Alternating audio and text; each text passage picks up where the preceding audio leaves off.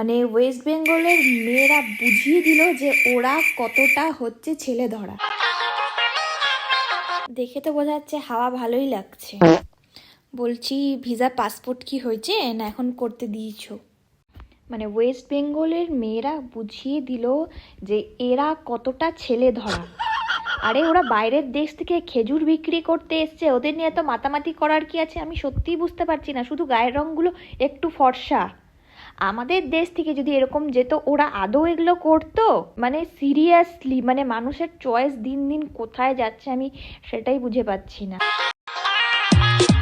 এরা ঘরে কোনোদিনও মায়ের হাতে হাতে কাজ করবে না, এক গ্লাস জল ভরে খাবে না, এইখানে আসছে খেজুর বিক্রি করতে। মানে নাটক দেখছো, নাটক। চোত্রা পাতা দিয়ে পিটানো কাকে বলে আমার সামনে আসলে দেখিয়ে দিতাম। পটানোর জন্য এত দূর, উর্দুতে এবার লেখা শুরু করছে সবকিছু। বলি বোন, আমার কাছে না নীল রঙের ড্রাম আছে, প্রেসার কুকার আছে, ফ্রিজ আছে, দিব নাকি যদি তোর কাজে লাগে?